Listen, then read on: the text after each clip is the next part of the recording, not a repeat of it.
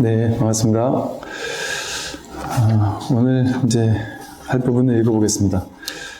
만약 부처를 찾고자 한다면 반드시 견성해야 하니 견성이 곧 부처다. 만약 본성을 보지 못한다면 연불하거나 경을 외우고 제계를 지키거나 계를 지키더라도 아무 이익이 없다.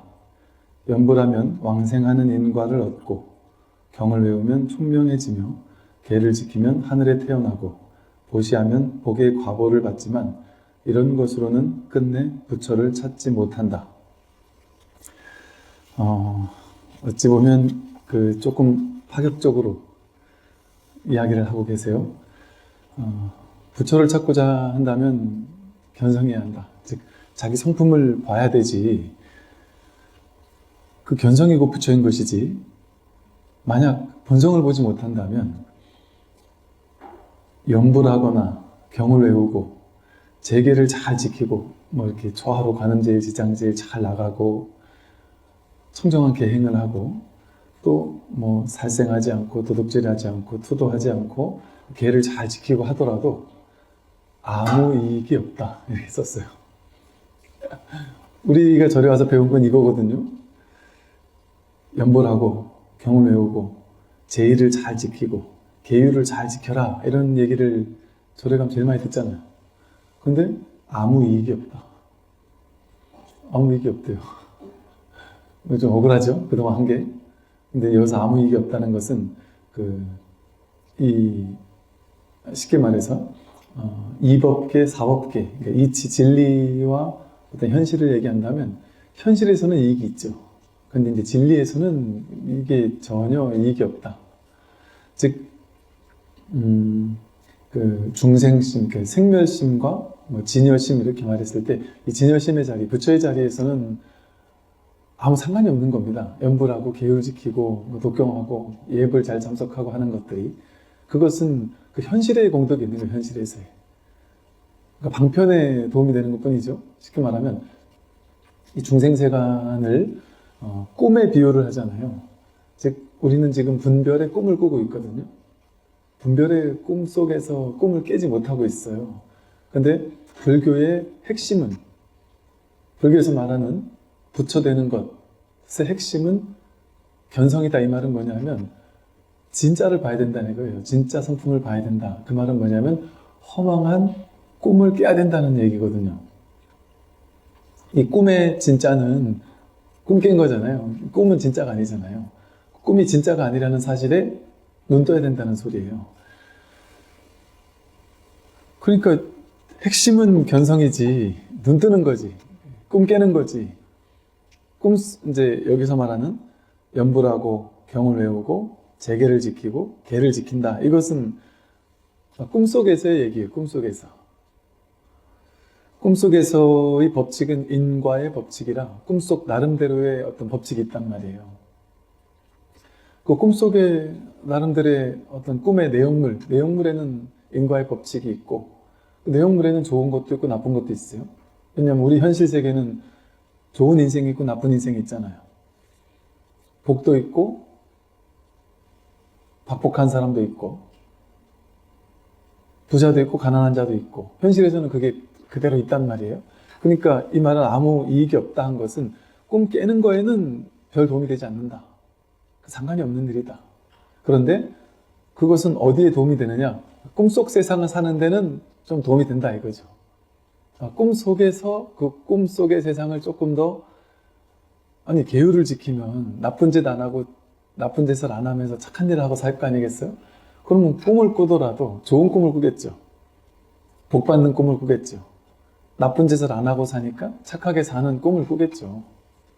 그러니까 그 이익은 있습니다. 근데 꿈 깨는 것과는 무관하단 말이에요. 그 꿈속에서의 일이다. 꿈속에서의 일. 그래서 우리가 이 꿈속에서의 일이냐, 꿈 깨는데 도움되는 일이냐, 이걸 우리가 잘 구분할 줄 알아야 돼요. 꿈속의 일에서는 복을 많이 지으면 부자가 돼요. 인과의 세계니까. 복을 짓는다라는 원인을 제공하면 결과적으로 부자가 됩니다. 계율을 지키고 착한 일을 많이 하면 그 결과로 윤리 도덕적인 사람이 되고 남들에게 칭찬, 찬탄을 받고 참 괜찮은 사람이라는 평을 듣겠죠. 많은 사람이 나를 도우려 할 겁니다. 꿈속의 세계는 이렇게 꿈속의 나름의 또 이런 법칙이 있어요. 그러니까 그걸 무시할 수 없습니다. 꿈속의 세계에서도 우리가 잘 살아야죠. 그러니까 계율을 지키고 윤리 도덕적인 삶을 살고 한단 말이에요. 근데 꿈 깨는 것과는 별개예요, 별개. 이법계와 사법계는 이치, 진리의 세계와 사법계, 현상의 세계는 별개란 말이에요. 별도로 건립되어 있다 이런 식의 표현을 쓴단 말이에요. 근데 그게 따로라서 별개가 아니에요. 같이 있지만 별개인 거예요. 둘이 아니지만 이 사가 모해한 법계지만 또 현실상으로 봤을 때는 이 법계와 사법계는 또 따로 건립되어 있다. 법학에서 이런 식의 표현을 쓴단 말이죠.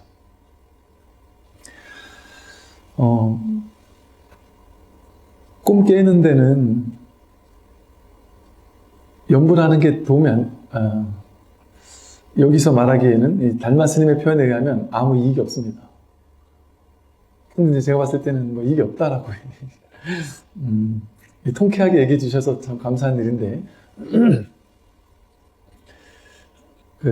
여기 말한 것처럼 연불하면 왕생하는 인과를 얻어요. 꿈속에서 연불을 많이 하면 꿈속에서 극락왕생하는 꿈을 꿔요. 극락세계에서 사는 꿈을 꿉니다. 연불을 많이 하는 결과로. 또 경을 외우면 총명해져요.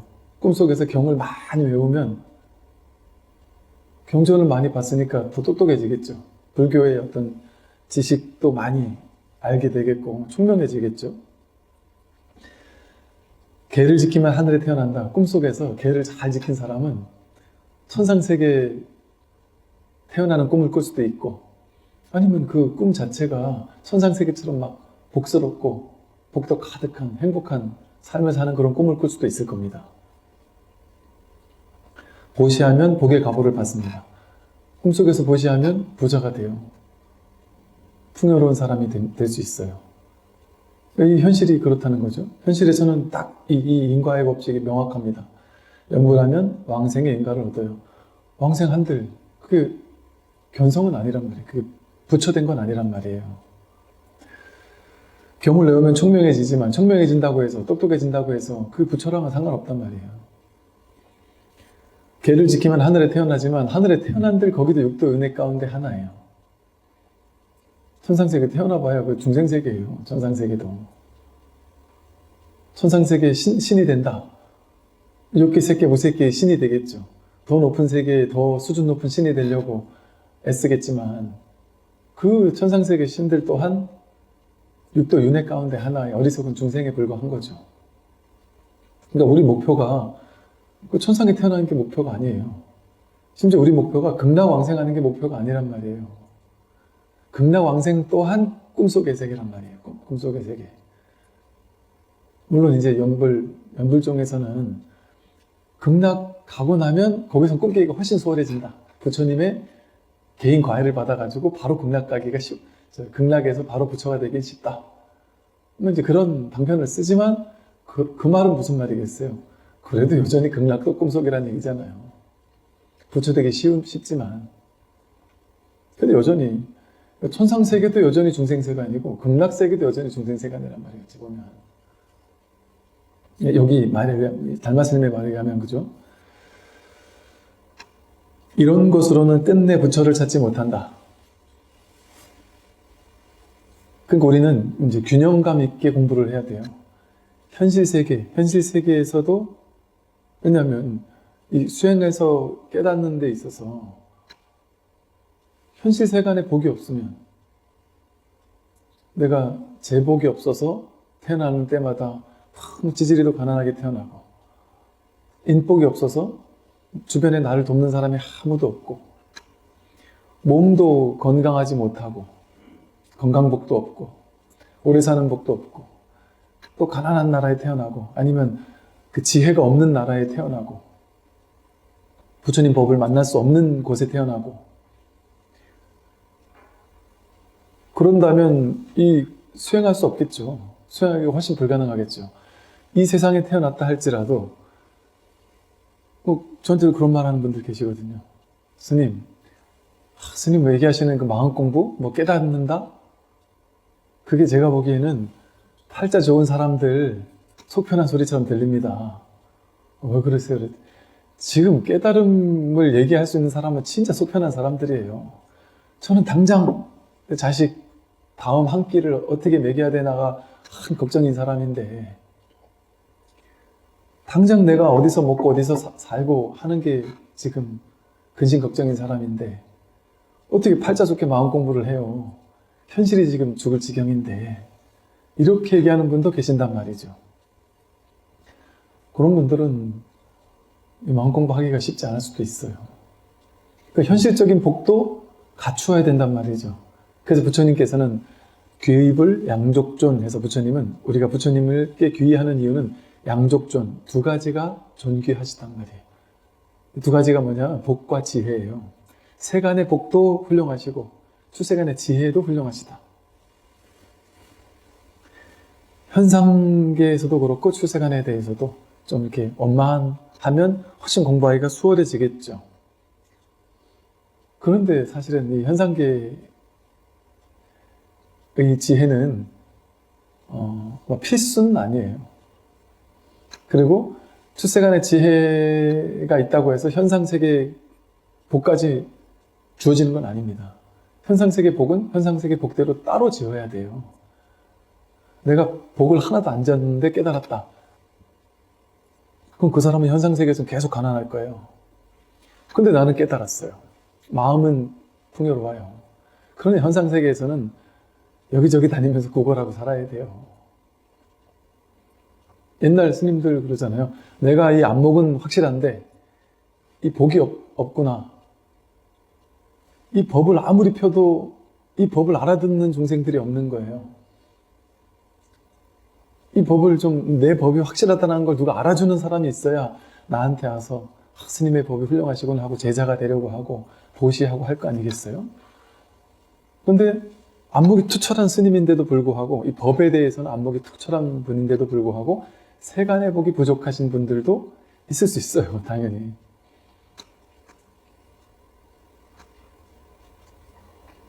그런 어른 스님들이 이런 말씀을 하기도 하세요.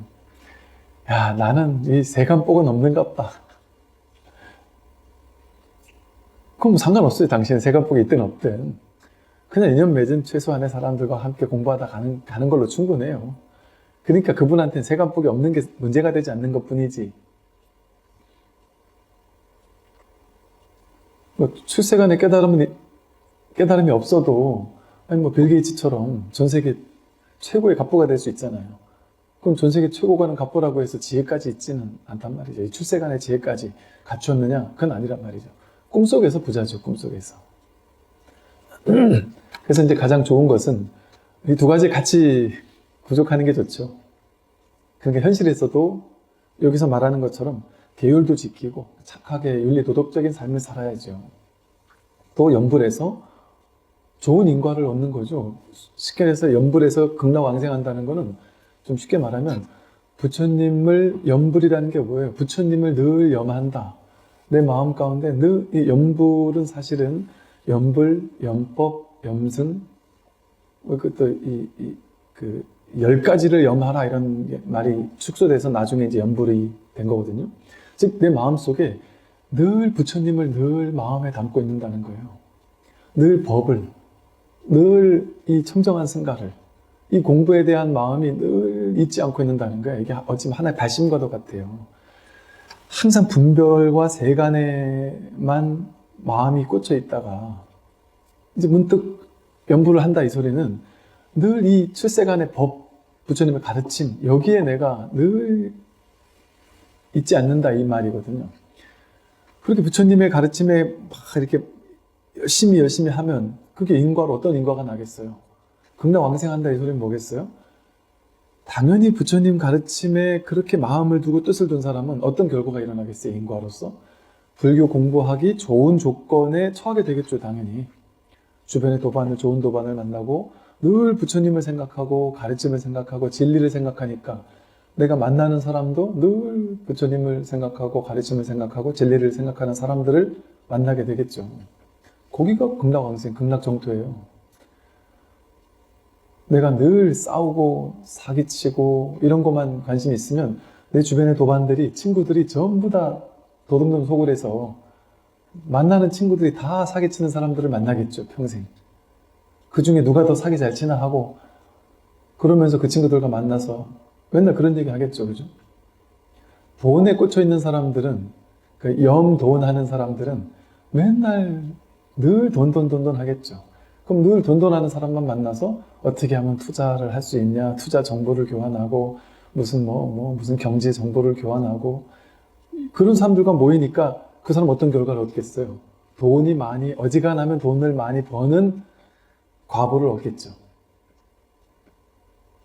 우리 불교도 마찬가지예요. 염불하면 왕생하는 인간을 얻는다는 건 부처님을 항상 염하면 불교 공부하기 좋은 조건, 그게 극락세계예요. 부처님이 딱 개인 과외시켜주고 그곳에는 다 극락 깨닫고자 하는 중생들이 가득 모여있단 말이에요.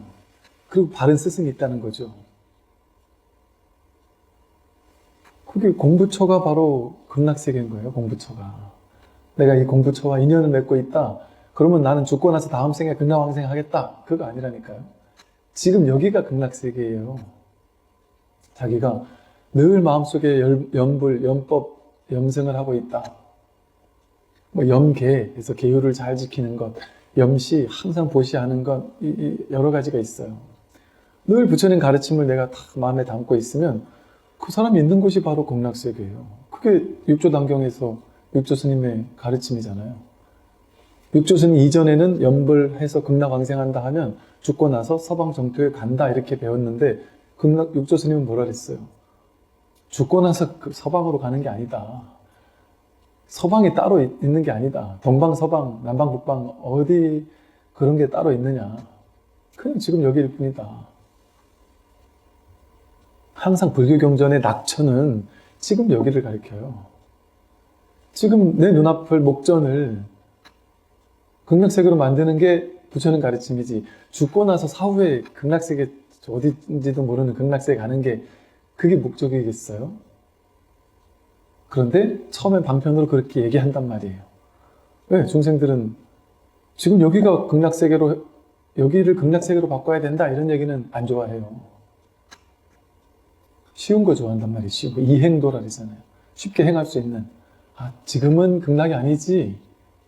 지금 깨달아서 부처되라 이런 얘기 안 좋아한단 말이에요. 옛날 사람들은, 근기 낮은 사람들은. 지금 열심히 복 짓고 관세음보살, 나무아미타불 죽기 전에 10번만 염해도 극락세계 왕생할 수 있다.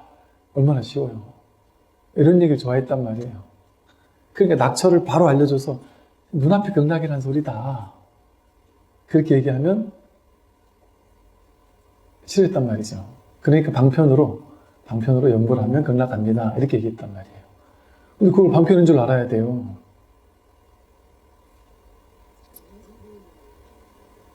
그래서 이제 스님들께서 염불하면 극락세계 정말 간다 이렇게 얘기를 하시는 스님들이 계시면 저 스님 잘못됐어 이렇게 보면 안 되고, 이 스님은 많은 아직 초심자인 불자들을 위해서 저렇게 이제 낮은 수준에 아주 당신의 뭐랄까 이 수준을 안목을 탁 낮춰서 중생들의 근기에 맞춰가지고 동사섭을 하고 계시는구나. 저런 방편을 쓰고 계시는구나. 그렇게 생각하면 된단 말이에요. 그 찬탄해 드리면 된단 말이죠. 찬탄을 내리죠. 낮은 어떤 의식 수준을 가지고 있는 사람들이 엄청 많잖아요. 그러니까 그분들을 구제할 그 방편이 필요해요. 그런 방편도 필요해요. 그러니까 내가 공부를 많이 했다고 해서, 내가 높은 수준의 방편을 탁 쓴다고 해서 그렇지 않은 사람들, 기복불교 하는 사람들 욕할 필요 없단 말이에요. 찬탄을 해도 모자랄 판에 욕을 해서 되겠느냐 말이죠. 왜냐면 우리도 초, 중, 고등학교, 대학교, 대학원 가듯이 모든 방편이 다 필요해요. 모든 방편이 다 필요합니다. 그래서 마음속에서 낮은 방편을 쓴다고 얕잡아보는 마음을 가진다면 그 사람이 남들을 얕잡아 본다는 건 본인이 아직 그 수준밖에 안 됐다는 소리거든요. 기복적인 기도를 하고 있는 그 사람이 기도를 하고 있는 그 마음이 부처예요, 그대로.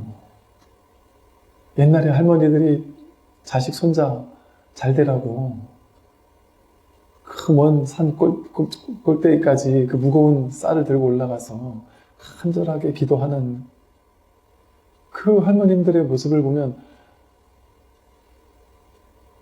옛날에는 이분이 제대로 된 법을 만나야 되는데 이래 생각됐다면 이제는 감동스러워요. 눈물이 나고 정말 뭐랄까 이 단순한 신심 그 나름 아름답단 말이에요. 그래서 공부인들은 항상 이렇게 옳다 그르다 이럴 수가 없어요. 이 견성이라는 거는 자기 성품을 확인하고 보면 일체가 완전히 평등하다라는 게 확 증명이 되는 거거든요. 깨닫지 못한 사람과 깨달은 사람이 둘이 아니거나 완전히 평등하구나. 부처님과 내가 정말 똑같구나. 깨달으나 깨닫지 못하나 똑같구나. 그래서 한편으로는 이거 굳이 깨닫게 해줘야 되나?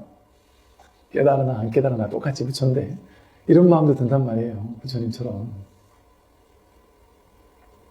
그 정도로 평등하단 말이에요. 그 정도로 우리는 안심해도 된다니까요. 깨달아도 안 깨달아도 똑같아요, 사실은. 불이법이에요. 평등해요. 삶의 내용물은 다 다르지만 내용물하고는 상관없다니까요, 이거는. 스크린에 그 전쟁 영화도 나오고 배신하는 영화도 나오고 로맨틱한 영화도 나오고 따뜻한 사랑의 영화도 나오고 아주 악몽과도 같은 영화도 나오고 막 사람 죽이는 영화도 나오고 다 나와서 영화의 내용을 쫓아가면 우리는 막 울다가 웃다가 좋아했다 나빠했다 좋은 영화다 나쁜 영화다 막 따라가잖아요.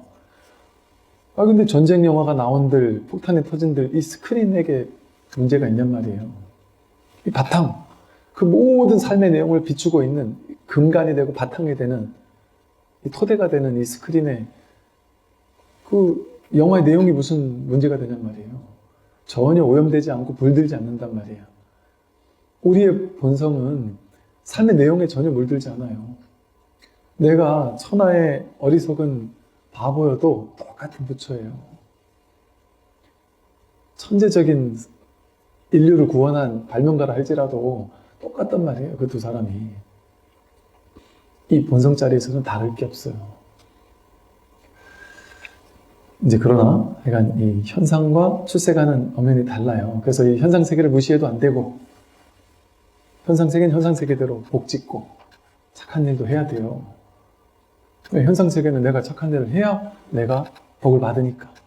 그러니까 현상 세계에서 지킬 건 또 지켜야 된다는 거죠. 그러니까 여기서는 이 달마스님이 이게 나쁘다는 얘기가 아니에요.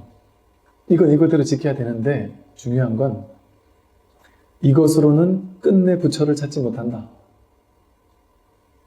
이 사실을 알고 그걸 해야 된다는 거예요. 하더라도. 그건 꿈속에서 꿈의 내용물을 바꾸는 거예요. 야, 내가 이번에 좀 더 좋은 영화를 찍어봐야지. 내 인생을 좀 더 행복하게 바꿔봐야지. 내가 부자가 돼야지. 좋은 집을 사야지. 내 자식이 좀 잘 됐으면 좋겠어. 이거 다 내용물이잖아요. 스토리잖아요, 스토리. 영화 스토리. 그 스토리를 좋게 바꾸려면 그런 거 다 해야죠. 그런데 이 선의 낙천은 그 현실이 아니란 말이에요. 꿈의 내용물이 아니란 말이에요. 꿈에서 깨어나는 거지. 나의 본성이 이 영화의 내용이 아니라 이 스크린이라는 바탕이었구나. 텅 빈. 그게 나의 진짜구나. 여기 눈 뜨는 거예요. 그러다 보니까 이 현실 세계의 복 짓는 거, 연불하는 거, 독경하는 거, 경전 외우고 계율 지켜서 착하게 사는 거 그게 나쁜 건 아니나 그게 현실에서 좋은 것이긴 하지만 깨달음과는 상관없다. 상관없다. 깨달음과는. 근데 또 어떻게 보면 상관이 완전히 없진 않아요. 왜냐하면 윤리 도덕적인 삶을 살고 계율을 지키면 마음에 찜찜한 게 없잖아요. 내가 마음에 죄의식이 막 있으면 어때요? 죄를 많이 져가지고 죄의식이 막 있는 사람이 마음 공부할 수 있겠습니까? 마음 공부하려고 이렇게 다 법문을 들으려고 해도 내가 어제 잘못한 것 때문에, 옛날에 내가 사고 친 것 때문에, 내가 누군가한테 못되게 한 것 때문에 마음이 늘 찜찜하단 말이에요. 마음이 묶여 있어요. 그 죄의식이 사로잡혀 있어요. 그럼 거리낌이 있단 말이에요, 마음에. 이렇게 마음에 거리낌이 있으면 공부에 방해가 돼요. 근데 마음에 난 그래도 참 인생 양식껏 살았어. 나는 그렇게 나쁜 짓 안 하고 살았고, 남들 내가 할 수 있는 만큼 조금이나마 도우며 살았고, 남들에게 피해주고 살진 않았어. 내가 나의 이익 때문에 누군가를 막 짓밟고 일어나거나 이러지 않았어. 난 그래도 양심껏 살았어. 물론 사람은 아상, 에고가 있다 보니까 완벽하게 양심껏은 못 살아요. 개 중에 자기 이익, 자기 욕심은 챙겨요. 그것조차 그게 안 보이는 사람이 없거든요. 자기 내면에 좀 거칠고, 좀 추저분하고, 좀 자기 욕심 챙기고 하는 마음은 남들은 못 봐도 나는 보거든요. 근데 그런 것 가지고 다 우리가 죄의식까지라는 얘기는 아니에요. 그거 인정해야 돼요. 어느 정도의 욕심 있을 수 있습니다, 당연히. 자기 마음 안에 있는 어느 정도에 있는 탐심, 욕심 인정해줘야 돼요. 있을 수 있어요. 그러나 그 욕심을 챙기더라도 과하지 않도록, 또 누군가에게 피해주지 않는 선에서 그 욕심을 적당히 챙겨야 되는 거죠. 그걸 깔끔해야지, 내가 욕심이 하나도 없어야지만 나는 훌륭한 불자야, 훌륭한 사람이야. 그 기준을 세워놓게 되면 자꾸 찜찜하고 공부에 오히려 방해가 돼요. 그런 죄의식이 생기면. 그러니까 선에 대해서도 너무 이렇게 막 집착을 하게 되면 그게 나에게 방해가 된단 말이에요. 그래서 불교에서는 어제 제가 도노입도 의문론에도 그게 나오잖아요. 머물지 않아야 된다. 무주법이다. 이 공부를 하려면 머물지 않는 마음이 도노 견성이다 그랬는데, 뭐가 머물지 않는 마음이냐? 선에도 머물지 않고 악에도 머물지 않아야 된다 그랬어요. 나쁜 거에만 머물지 않아야 되는 게 아니라 좋은 거에도 머물 필요가 없어요. 양변이 과도하게 치우칠 필요가 없단 말이죠. 너무 막 윤리 도덕적인 가치관을 너무 막 강하게 해놓고 거기에 나를 껴맞추려고 막 굳이 그럴 필요도 없단 말이에요. 모두가 다 똑같지 않을까요? 똑같지 않을까요? 저 또한 고백하건대 저는 20대 때 출가를 하고 공부를 하는데 좀 비참하더라고요. 나는 남들과 달라야 된다. 나는 다르다. 난 남들과 다른 훌륭한 수행자가 돼야 된다. 이런 어떤 상을 치고 그런 모양의 수행자가 되기를 막 갈구하고 있었는데, 제 마음을 보면 좀 이건 아닌데 싶은 사람들을 너무 막 막무가내고 이런 사람들을 보면 막 싫은 마음 들고, 저 사람은 내가 구제를 못 해주겠다 싶기도 하고, 또 성품도 좋고 열심히기도 하고 이런 분을 보면 더 어떻게든 법문도 해드리고 싶고 이렇게 차별되는 마음이 생기더란 말이죠. 그런 걸 보면서 나는 진짜 수행자가 아니구나, 아직 멀었구나 하면서 자괴감 같은 게 느껴지고요. 또 절에 있어도 기도하고 큰 행사 하나 하고 이러면은 은사 스님께서 이렇게 대중공양 이래가지고 이렇게 큰 보시가 들어오고 이러면 이렇게 조금 나눠가지고 스님에서부터 공양저 보살님에 이르기까지 다 봉투를 만들어서 이렇게 대중보시를 이렇게 종종 큰 행사 있을 때마다 한 번씩 나눴단 말이에요. 이렇게 봉투를 딱 받고 나면 기분 좋단 말이에요. 기쁘단 말이에요.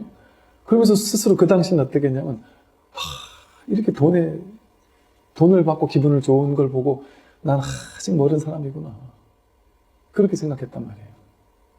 인정을 할 줄은 몰랐어요. 어느 날 은사 스님께서 어떤 신도님이 오셔가지고 이렇게 이야기하시다 상담을 하시고서는, 큰 스님 저 좋은 일 하는데 조금이나마 보태주세요 하고 이렇게 두툼한 봉투를 이렇게 드렸어요.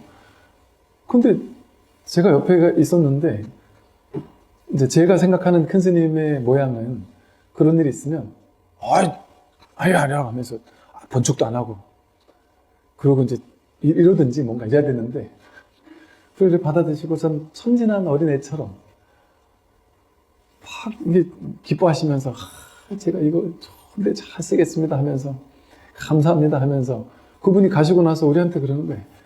자랑을 하면서, 근데 오늘 신도님한테 이렇게 보시금 받았다라면서. 그래서 야, 이걸로 뭐 어떻게 하면서 우리한테 뭐 이것 좀 물어보시고 지금 대답 잘하면 용돈도 주시고 그러면서 당신이 그러시는 거예요. 내가 이런 걸 보고 아직 좋은 걸 보면 나는 아직 도인이 아닌가 봐. 그런 얘기를 하시면서 천진하게 웃으시더라니까요. 처음에 그 되게 낯설었으면서 되게 좀 놀라웠어요. 당신 스스로도 어찌 보면 그걸 어찌 보면 뭐랄까 인정을 하시어요. 나 이 돈 벌면 좋다. 제가 이 말씀 드린 이유는 그 에고와 아상이 완전히 사라져야만 공부다? 그것도 우리 생각이에요. 그거는 이 몸이 남아있는 동안은 어느 정도 끝끝내 따라다닌다니까요. 따라다녀요. 그 속에서 우리가 조금 더 계율이 있고 이런 이유가 그거죠. 그럼에도 불구하고 그것을 내가 딱 양심에 맞게 적절하게 그걸 인정하면서 그 속에서 내가 어떻게 공부해 나갈 것이냐 이런 것에 대한 어떤 자신 나름대로의 어떤 원칙 뭐 이런 것들이 있어야 되는 것이지 그게 하나도 일어나지 않아야 된다? 그건 아니라는 거죠. 자기 스스로의 어떤 중생적인 모습 공부가 안 된 모습을 인정하고 받아들일 수 있어야 되는 것 같아요. 그러고 나니까 너무 마음이 편안해지더란 말이죠.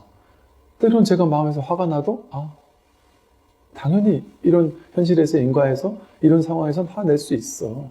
당연하잖아요, 그게. 욕심이 나더라도 그럴 수 있어. 인정할 수 있단 말이죠. 얼마 전에도 어떤 평소에 존경하던 제가 공부에서 정말 이제 존경하는 어른 스님을 뵀는데 당신께서 이제 우리 입장에서는 나도 이제 저 연세가 저 이제 정도가 되면 나도 저렇게 원만해질 수 있을까? 나도 저렇게 정말 법이 정말 확고해질 수 있을까 하고 어찌 보면 상당히 막 존경하는 이런 어른 스님이신데도 당신이 막 한참 어린 이제 저를 앉혀놓고 몇 시간을 이 공부 얘기를 해주시면서 막 바쁘고 하신 분이신데도 그러면서 그런 얘기를 하시는 거예요. 사람은 공부인은 항상 겸손하게 공부해야 된다. 나는 지금도 많이 부족하다고 느낀다. 나 지금 많이 부족하다. 나도 공부하고 있다. 많은 사람들에게 이렇게 가르치면서 나도 공부하고 있고 항상 부족하다는 마음으로 나도 공부하는 사람이라는 마음으로 항상 부족하다는 마음으로 해야 되는 것이지. 그래야 공부가 더 발전하는 것이지. 그런 말씀을 하시는데 너무나도 당연한 말씀이시면서도 저런 어른께서도 저렇게 공부가 원만하신 분께서도 저렇게 나는 공부가 안 됐다 하고 얘기하실 수 있다는 게 얼마나 아름다워 보이는지 몰라요. 그런 거예요. 누가 공부된 사람처럼 얘기한다고 해서 그 공부 다 됐다고 볼 수 없어요. 제가 부처님 말씀을 전하잖아요. 이렇게도 전하고 저렇게도 전하는 거예요. 부처님 말씀, 이 거룩한 말씀을 제가 전하는 건데 제가 부처님 같이 그 위치가 올라갔기 때문에 이걸 전할까요? 누군가는 해야 되니까 이 역할이 있으니까 제가 부족함에도 이렇게 하는 거예요. 제가 이 거룩한 얘기 한다고 제가 이 거룩한 사람이 된 게 아니에요. 저 또한 마찬가지죠. 우리도 마찬가지예요. 우리 공부인도 마찬가지예요. 자신이 공부하다 보면 항상 미진해요. 또 항상 가장 기초적인 탐진치, 삼독 이것조차 완벽하게 떼기가 어렵단 말이에요. 이거는 견성하고 나도 마찬가지예요. 한동안은 지속된단 말이죠. 실제로 견성한 도인들이 탐심이 지극한 사람들도 있어요. 진심, 화를 잘 내는 사람들도 있을 수 있어요. 그 습을 한동안 못 내는 사람들이 있어요. 물론 이제 시간이 공부시켜 주는 거예요. 시간이 지나면 지날수록 훨씬 더 이제 원만해지기는 하지만 자기가 꾸준히 공부만 한다면, 공부끈을 놓지만 않는다면 훨씬 더 좋아지긴 하겠지만 그야말로 수미산을 넘는 업장이라는 말이 그래서 있는 거겠어요. 그러나 그런 걸 볼 때도 본인이 그 미진함을 느끼고 본인이 그것을 본다면 그걸 인정하고 거기에 좌절감 느낄 필요는 없단 말이죠. 당연한 것이구나. 당연한 거예요. 내가 공부하면 이래야 돼야 된다 하는 상, 그걸 내려놔야 돼요. 나는 공부하면 화가 하나도 안 일어나야 돼. 욕심이 하나도 없어야 돼. 아니면 몸도 건강해야 되고, 남들에게 욕도 먹으면 안 되고, 주변 상황도 항상 깔끔해야 되고, 문제없는 인생이 벌어져야 돼. 그거 다 허망한 착각이에요. 자기 상이에요. 깨달음에 대한 상. 부처님도 그러지 않았잖아요. 어떤 분이 이제 이 자리를 확인하고 정말 너무나도 깔끔해지고 원만해져서 너무 좋은 거예요. 그런데도 불구하고 살다 보면 자꾸 부족하고 미진함이 자꾸 있는 걸 보고서는 내가 공부가 잘못됐나? 이 공부가 뭔가 뭐 부족한 게 있는가? 싶어서 그러셨길래 부처님 말씀을 해드렸어요. 부처님도 이러한 일이 있었고 이러한 일이 있었다. 본인은 본인의 현실적으로 세상에 나가면 현실적으로 본인의 사회적인 위치에서는 남들이 나를 무시하기도 하고 막 온갖 일들이 벌어진단 말이죠. 그러니까 이 공부한 도인이 어찌 공부한 사람인데 어떻게 이럴 수가 있지 하고 본인 스스로 이제 막 답답했던 거예요. 부처님도 그러셨다. 부처님께 모함하는 사람도 있었고 부처님을 쫓아다니면서 돌을 던지면서 욕하는 사람도 있었고 심지어는 어떤 여인 배에다가 표주박을 짊어지게 해가지고 부처님 애를 뱉다고 하면서 얘기를 하는 외도들이 시킨 그런 일도 있었고 부처님을 죽이려고 자객을 보낸 사람조차 있었고 온갖 부처님 일생을 보면 정말 너무나도 괴로운 일들이 많으셨다. 그게 바로 부처님이다. 공부하면 삶이 뭔가 깔끔해야 되게 정리돼야 되고 괴로움이 하나도 없어야 된다? 그럼 공부에 대한 자기의 상이에요. 내면이 세계니까 내 내면이 평화로우면 내 주변에도 아무런 괴로운 일이 없겠지. 그렇지 않단 말이에요. 자기 업이라는 것은 여전히 남아있기 때문에 그 업을 받는단 말이에요. 앙굴리마라가 살인마였잖아요.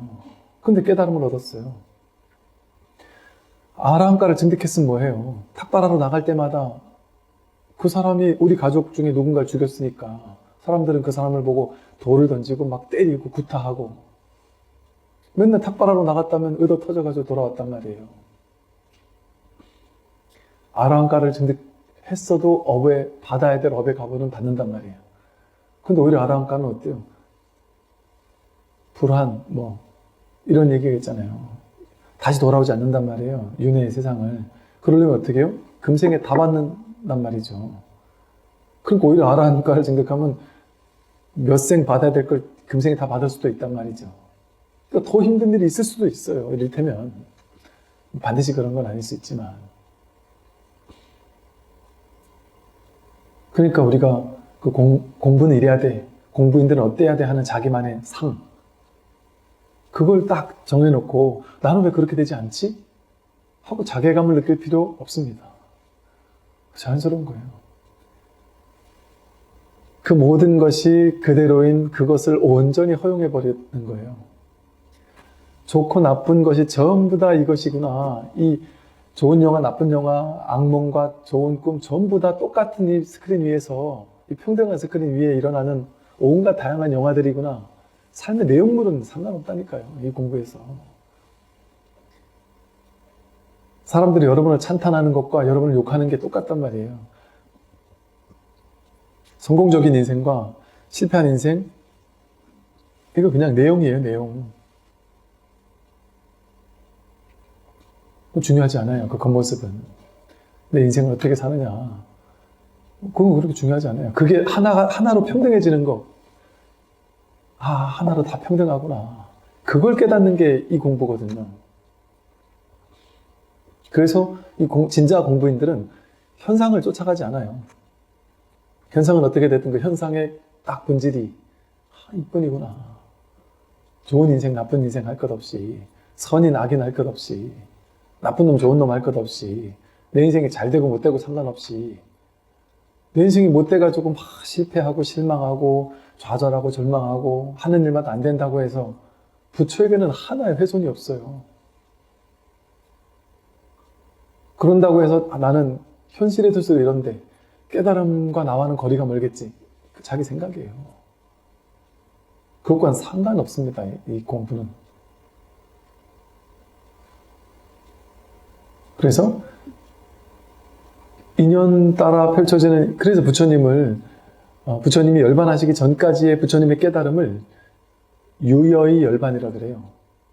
아직 다 여의지 못했단 말이에요, 번뇌를. 부처님이 딱 돌아가신 것을 반열반, 완전한 열반이라 그래요. 무여의 열반. 더 이상 이제 남은 게 하나도 없어진 진짜 열반. 부처님 돌아가신 것을 진짜 열반이라 한다니까요. 왜 그럴까요? 살아있는 동안은 유여의 열반이라서 아직 다 여의지 못했단 말이에요, 현실의 문제를. 육진이 남아있는 동안은. 부처님도 누가 칼을 휘두르면 손가락이 잘린단 말이에요. 몸이 남아있으니까 완전히 여의지 못한단 말이에요. 그런 현실적인 인과적 문제는. 인과적 문제는 우리는 잘못 알고 있는 게 부처님은 인과를 뛰어넘는 줄 알아요. 부처님 인간을 뛰어넘는 일을 안 하세요. 마을에 기근이 들어가지고 사람들이 먹는 걸 제대로 못 먹어서 부처님과 부처님 제자들에게 공양을 못한 일이 있었어요. 근데 사리불과 목건년이 부처님, 목건년이 신통제일이니까 신통을 부려서 먹을 것을 구해오겠습니다. 그 부처님께서 거절을 합니다. 그렇게 하지 마라. 인과 그대로 살아야 된다. 그대로 허용하고 받아들이며 산다. 그럼 부처님 지금 우리가 부처님께서 말들이 먹는 말 먹는 모이 저거밖에 먹을 수가 없는데 어떡합니까? 말 먹는 것 우리 마을 사람들도 다 그거 먹고 사는데 우리도 당연히 그걸 먹어야지. 그걸 고스란히 허용하고 받아들이는 거예요. 자신의 조건을, 괴로운 상황을, 현실을. 그걸 막 투쟁하고 싸워 이기려고 애쓰는 게 아니라 부처님쯤 되면 남들은 다 말먹이를 먹고 살아도 부처님은 신통으로 맛있는 걸 먹는 게 부처님일까요? 아니란 말이에요. 자신에게 주어진 지금 이대로의 현실, 그게 진실이에요. 완벽한 진실이에요. 모양과 상관없이, 삶의 내용물과 상관없이, 어떤 영화가 펼쳐지느냐와 상관없이 여러분이 주연, 감독, 조연 모든 걸 다 하고 있는 영화가 여러분 삶이라는 영화가 펼쳐지고 있지만 그 영화의 내용물은 상관없어요. 이 공부하고. 여러분에게는 여러분의 인생이 펼쳐지고 저에게는 스님이라는 역할, 주연, 스님이라는 역할의 내용이 펼쳐지는 것뿐이지 내용물하고는 상관없다니까요.